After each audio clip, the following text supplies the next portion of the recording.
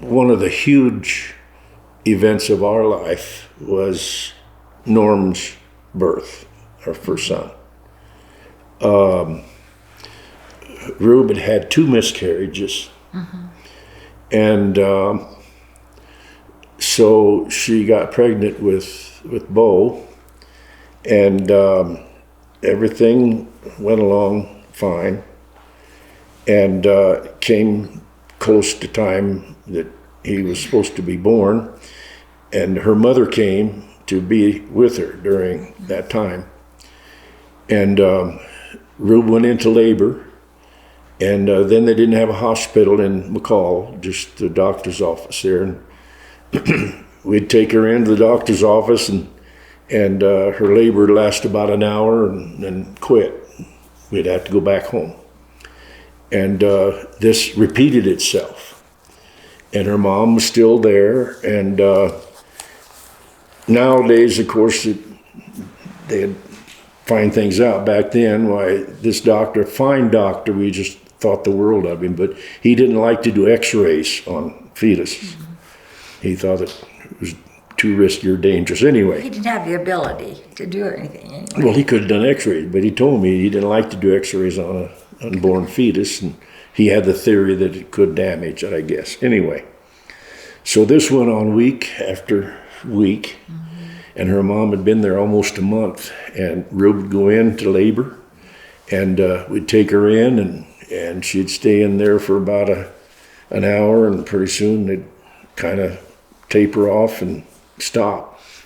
And she became very frustrated and kind of discouraged with everything. And so finally it came to a point where he realized that something had to give. And so the hospital was in Cascade. She went into labor, and he said, well, take her down to the hospital. We'll get this done.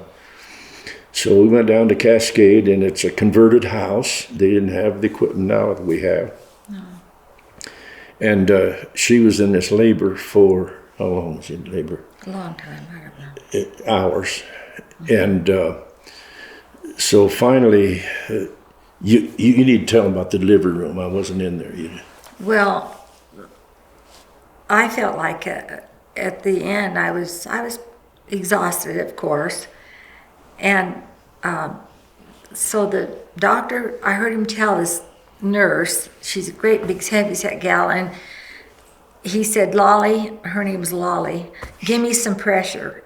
And she got on top of my head and pushed on my belly, and he pulled my baby out from me, and she pushed, and so that's how I gave birth to our first one.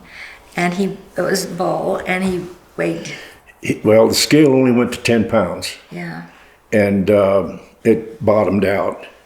And so he had to estimate, and could have been, he said 10.4, could have been 10.6 or 8, but anyway, he listed as 10 pounds, 4 ounces. Mm-hmm. I believe to this day that Bo was a 10-month developed fetus when he was born. He came out crying, and he never stopped crying. They got him weighed and cleaned up and all that, and I mean, he never did stop crying. And finally, the doctor said, well, he needs something to eat, and fed him. He went right off to sleep. Everything was, and he had a good appetite the rest of his life. But anyway, the miracle of the story is, when we moved to Rupert to pastor there, Rube became pregnant with Renee. And the doctor told Rube, said, well, you cannot have this child natural birth. You have to have C-section. He said, it's impossible for you to have a child because of bone structure to have natural birth. And so he questioned us, and the doctor told us to be sure to get the information if you get pregnant again to the doctor that you have. And so he talked to us, and he said, we'd sent for the information, I think, and so we questioned him about the cesarean, because she didn't want to have a cesarean, wanted to have natural, but he said, there's no way. He said, there's absolutely no way. He said, nothing can be done. And he said, I want you to bring your boy in. He wanted to see him. And he said, I just want to look at him and I want to see him because he told us right there in the office that there is no way that he possibly could have been born naturally. He said, I want to see him. So we brought Bo in. Of course, he's a handsome, strong 2-year-old. 2-year-old boy and just A1, good looking. And I don't know if the doctor expected him to have a peaked head or what he expected. He looked at Bo and he saw everything was okay. He kind of did a little check out. And so anyway, he explained to us and showed us the x-ray deal. And there was no way. Bo is I think, living miracle of God's grace, goodness, to give us a live baby. Because the doctor said there's no way, especially at his size at 10 pounds, of course, going 10 months. And so we always felt like that Bo was an absolute miracle to us, that he was born, and he's about as normal as they get, I think. He's still a miracle to us. He's a sharp guy and got a good brain, good body, and I got a cute story to tell about that. Cascade is a little town. I don't know if it's a beautiful little country, not country, it's a wooded area. It's very pretty up there. And the town drunk sat on a bench in front of the drugstore day after day there, and they called him the town drunk, which was not a good title, but that's what he was. Anyway, the nurse came in and says, you know that you got somebody here that wants to see you. I said, oh, that's great, let's see him. And she said, well, it's the town drunk. And I said, well, sure, I want to see him. Yeah, let him come, let him come visit. He came in my room and bought me a big box of chocolates. He said, I heard about that lady having that big baby, and he wanted to see the baby too. And he came and sat in a chair and talked to me, brought me chocolates, and got to see my baby. And he was the town drunk. He sat there. It was just, I just thought that was so remarkable. I mean, how sweet. I love people, and I loved that old guy for a long time, because he wanted to see you and see that lady that had that 10-pound baby, the pastor's wife, you know. It was just, that community was really small then, I guess, you know, because we were really famous people at that point. So that's just one of the cute stories that we had to tell. And so our other two children were born. I love my baby. Oh my goodness, I was proud. Norm, we're downtown McCall, and I'd load Bo up and take him down in a baby buggy type thing and show him off. And then one of the kids in our church says, he looks like Bo the boxer. I don't know, I thought that was fine with me. So it was nicknamed Bo at that time. And the people in the church rallied around me, the older ladies, and they all fell in love with him too. And so we had a wonderful, wonderful first son. No kidding, the only son. And both our other girls were born cesarean. Yeah, both the other girls were born cesarean, so. Well, when we moved to Rupert, Rube became pregnant with Renee, and then's when we had to check with the doctor and found out the situation, and that was difficult for my wife to face that, I think, just the complications of it back then. Anyway, Renee was born in a little hospital there in Rupert. We had a child born at each place we pastored. Mm-hmm. And anyway, when Renee was born, she had a double finger. Her little finger was double.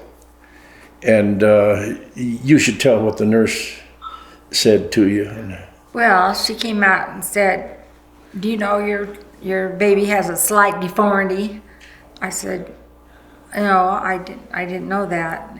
And they showed me her finger. It was just a little on this finger, kind of another finger came out, Well, anyway, the doctor came in right after that, and I was feeling sad. I was sad about it because you want everything to be just perfect, but not crying or anything. But he said, "Who told you that?" I said, "The nurse told me out there." And he went out, and I heard him. He cussed and yelled at that nurse and said, "Why in the world did you even mention it?" She would have noticed it because she's mom and she's going to look at the hands. And there isn't a deformity. You have to have it taken care of. It was no big deal, but it was, it was just, I don't know what. Well, the nurse telling you that your daughter had a deformity. Yeah, so anyway. We brought Renee home from the hospital, and the first thing Bo did was got his fire truck, wasn't it? Got his fire truck and dropped it in the crib, and wanted his little sister to have something to play with. And we had a oil space heater to heat that house. Yeah. And it got down to around 30, close to 30 below zero. 30 below zero that winter. It was cold. And the wind was blowing. So we had to bring Renee's bassinet into the kitchen. It was in the kitchen, and it got part of the house kind of warm, but we had to put that bassinet right by the oil space heater. I had it cranked up as high as it would go, and to try and keep Renee warm as a newborn. And she started crying a lot. And we finally took her in the doctor, and he looked in her mouth and said, "Well, no wonder she's crying. Her throat was all raw and sore." And so we had to treat that, and got that taken care of. And at Pendleton, then, of course, we had to have a child every place we pastored. So it was Valerie's turn. And so Rue became pregnant with Valerie. And I remember distinctly, it was the night before the scheduled cesarean. And we was kind of emotional about it. I think you was, and kind of didn't want me to leave. And so anyway, we was kind of having our little difficulty of contending with the big event the next morning is going to be. And so as we were crying and praying, the scripture came to us that weeping endureth for the night, but joy comes in the morning. And it was at that moment that we determined that Valerie would be named Joy. So that's why she's called Valerie Joy. She was born the next morning, and so Joy came in the morning. And she's been a joy to us ever since. She was a special baby, and of course, as a baby, she got spoiled pretty bad, I think. I'd like to express, too, Rue was really used of the Lord and blessed of the Lord to have a heart big enough to accommodate a lot of people and kids. And for a period of a year or more, we took, I think it's 6 other young people into our home. Most of them were at the high school age. A couple of the boys were having a rough time their senior year, and had a kind of tough time in their own home. And however it came about, we, I guess, volunteered anyway. Their kids came to stay with us. We had a girl some people ask us if we would keep their children. One thing that happened, there was a transition in generations right at that time of the old line Pentecostals, which were pretty strict. We didn't dance. We didn't. If it was fun, it was wrong. Kind of that was their concept. And Norm and I were just liberal enough. That's what the term liberal came through, that we like to have fun and let them have fun, but some of them were. It wasn't reality to raise kids like that. It was not even a possibility when you're a senior in high school, and especially in Idaho, the LDS church was very strong, and dancing was huge.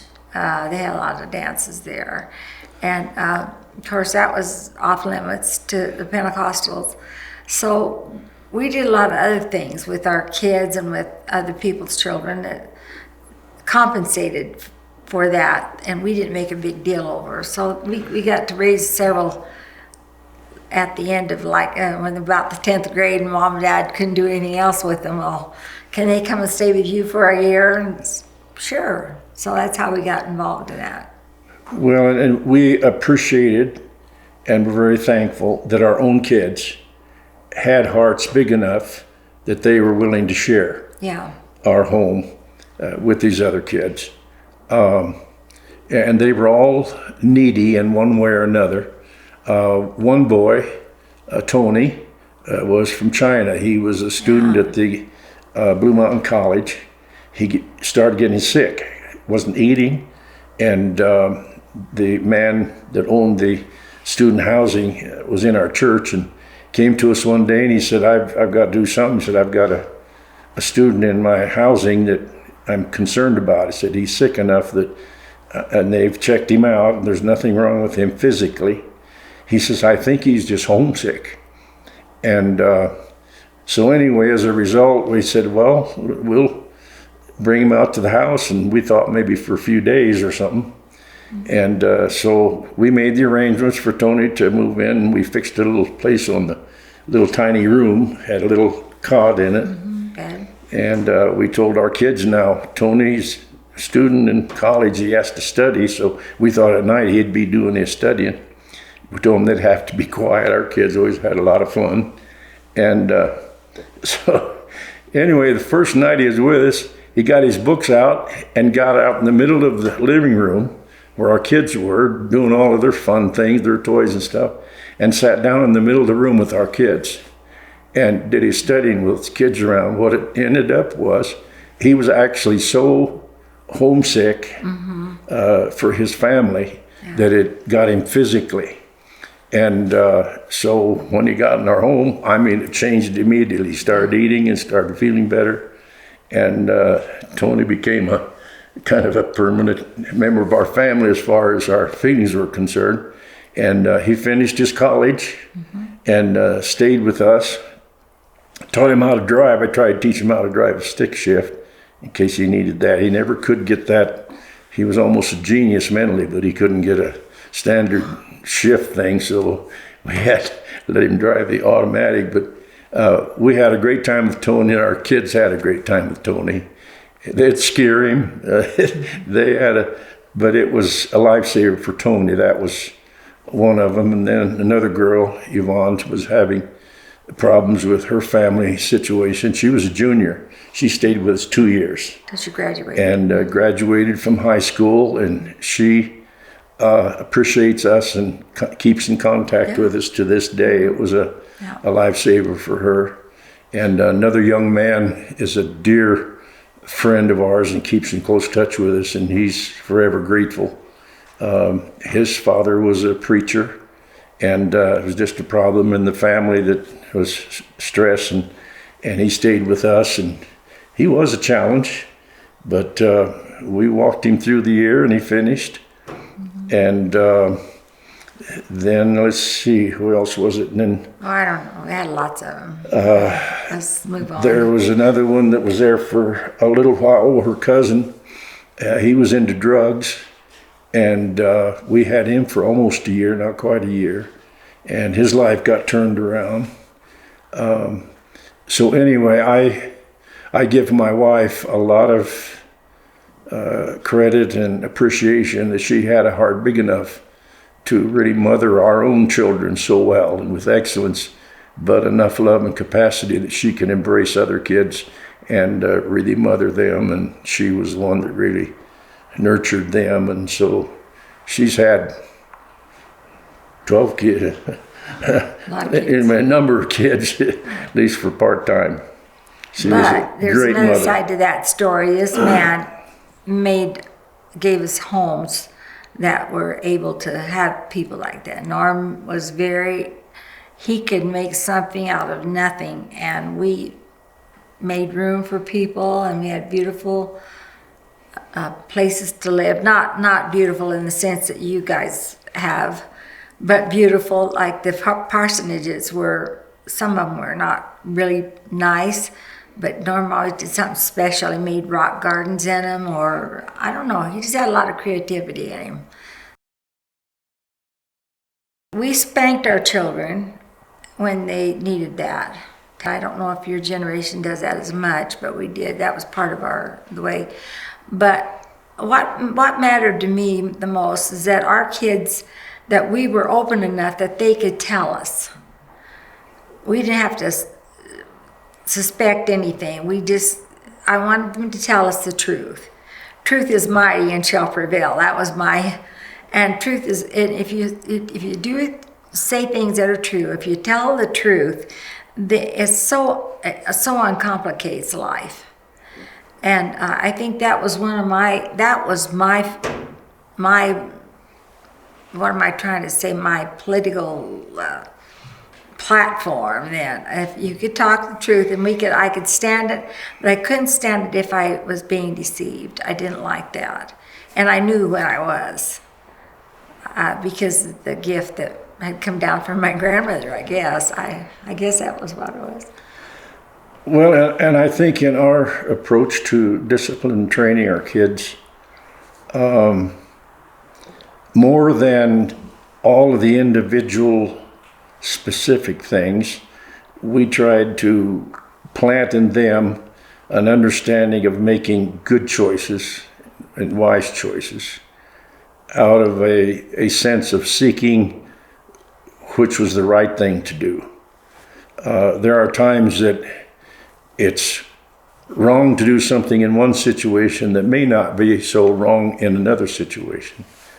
And you have to have more than just a catalog of this is right, this is wrong, this is a right, and that's a wrong. Mm-hmm. You need a principle that gives you a basis to make good choices. My wife has mentioned, always be truthful. What was a big thing with her. That will serve you well in every situation. But there's some things that one person can do that may not be damaging to them, and to another it could be very harmful and destructive. So we tried to give our kids a basis of making wise choices and decisions on their own when they got old enough to do that. And sometimes the route of correction was necessary to reinforce that. We weren't abusive to our kids. Norm got more spankings than any. I remember, I guess I could tell this on him. Norm had a strong will. I don't know where he got that from. Oh. But he was really a strong-willed child. And so I remember one day in Rupert, he's pretty young, not babe, but he was a young kid. And I told him to do something, he got mad and he threw down whatever it was he had. A little fit of anger. And so I told him, no, you can't do that. Now you pick that up. He looked at me and he shook his head. No, he wasn't going to do it. And so I told him once again, and he same thing. So I picked him up, turned him over on the knee, and I gave him a spank. And I spanked with my hand because then I could feel how much I was spanking and hurt. And anyway, so I put him down, hugged him, put him down. I said, now you pick that up. He looked at me. No, he wouldn't do it. I had to spank him again. And she was standing there. I was starting to have a fit. She was kind of wondering how far I was going to take it. Yeah. But I had a sense that immediately at that point, that was an important juncture of Bo's perception of self-will and obedience. And so the third time I did it, and he shook his head and said no. And so I spanked him the third time. and then hugged him. Of course, he was crying. And I told him the next time, pick it up, and he reached over, picked it up, and gave it to me. And of course, I hugged him and loved him, but I never forgot that. That was as far as I'm concerned, it was a key point, I think, in maybe his life as well as mine. But anyway, and from that time on, Bo was, I just called him a ideal and too good to be true son. And but I look at that one point of where his strong will had to be confronted, and I didn't want to break that strong determination, which I didn't, because he still got good, strong spirit. But it was a critical time in our parenting on that particular situation and time. He's probably was too young to remember it himself. But. Your mother was your advocate, though. One more spanking and I would have been out of there, or he would have been out. Didn't like it at all. She didn't spank me. Yeah. I think every person is so different. My dad disciplined with the Old Testament theory. Spank him, not beat him with a rod, not that one, but it was close. And that had huge implications for me down the line. I was disciplined, and I was a self-willed child, but my intention wasn't bad. That's just who I was. But you've got to give your child room to be who they are, and you don't want to discipline so they lose that. And down the line, too much discipline, it has a repercussion. I remember several years after we moved to Pendleton, I had a dream that a popsicle stick went right through this hand, a broken popsicle stick. And it was broken on both ends. And I dreamed that the Lord showed me, he said, this was your childhood. He said, you have never forgiven your dad for his discipline. When he spanked or whipped, it was for real. It was a discipline for sure. But I had never forgiven him for that. And I was starting to go through a lot of struggles emotionally. I had my first panic attack. A lot of things, I got way out of line emotionally and that. So I think now and then I took my mom and dad out. We went out for a ride. And I told my mom and dad, I said, Dad, I just want you to know that this is the struggle I'm having. Because I was pretty close to getting pretty bad, really, and had to have some medication to help me. And he started crying. He said, that's all we knew. That's how we knew to discipline, was through spanking and correcting a lot. And it was, for my personality, probably somebody sitting down and talking to me would have been satisfactory. It would have worked. But the discipline he knew was just, you're going to get a good whipping. And I'm not kidding. People in those days spanked. You guys don't know anything about that. We spanked and got spanked. So every young person that came into our home, I felt like that it wasn't a matter of shaking them or spanking them or anything else. It was a matter of talking to them. What's making you feel so angry? Why are you so upset? And then you have to bend some of your own rules in your mind sometimes to let them talk. And they have things that they want to do, and you have to be flexible too, not to the point that I feel like that you give them a lot of options to sin. That's what I'm saying. But you've got to listen to their heart, listen and understand their personality. They might just have a strong personality, and that's a God thing. And most times, but sometimes it can get in your way as well. I've had both experiences that way. But I did not want to be slapping my children, and never, ever in public. I didn't take my kids out and slap them around and you're going to straighten up and in front of people. If we disciplined, it was at home, in the bedroom. We talked about stuff. We did spank our kids at times, but didn't work for me. So I suffered a lot emotional and probably still carried a little bit of that with anxiety through my lifetime that I've had to deal with. Because my idea wasn't to sin. It was just, I just pushed the wrong buttons all the time with my dad, especially. I wasn't too conservative. I'll have to tell you this one. I want the kids to know about it. I had real long pigtails, so we did not cut our hair. But there's a guy that looked at me once at camp meeting and says, you'd be really cute if you didn't have to wear them long curls and long braids. So I went in and whacked them off. The whole, and I had shortened my hair because I thought he'd think I was really cute. Well, that was not okay with my folks. That was stepping over the line, because they felt it was a spiritual attribute. I don't know exactly what they thought. I was very grateful that God blessed us with children that were receptive and responded to discipline very well, and we didn't have to contend with a lot of rebellion and disobedience in our own home. We visited with people, and we never had babysitters. Our kids had to be well behaved when we went to other people's house. We couldn't be correcting them and don't do this, don't do that. And so they learned early on that there was do's and don'ts. Yeah. And I think that both of us shared a feeling that every child has potential. Mm-hmm.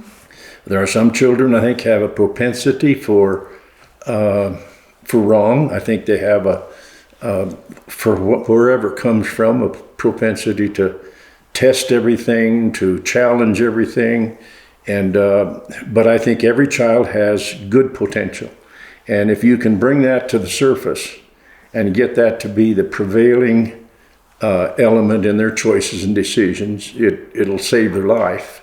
It'll give them a chance to make the best of life. And the kids we took in, I think that was the case. Some of them had wonderful parents, good people, and the people loved us, and they weren't bad people, but they just got on a wrong track. And by being able to get in an environment that wasn't hostile and give us a chance to bring to the surface the positive qualities and potential of their life, it gave them a chance to get their feet on the ground and make good decisions and good choices. And Tony, we've lost track of him. We don't know what happened to him. He went back to China. But all the other kids that we were blessed to have in our home turned out to be excellent people that are wonderful citizens, successful, have good families. Their lives are productive and fruitful.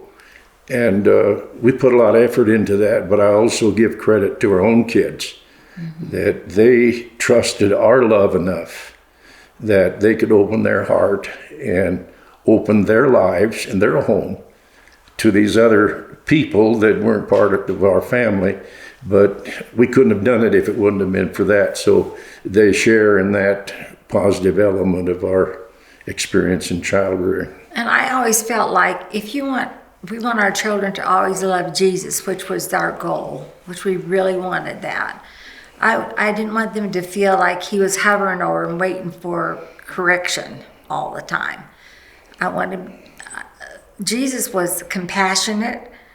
He listened. He healed.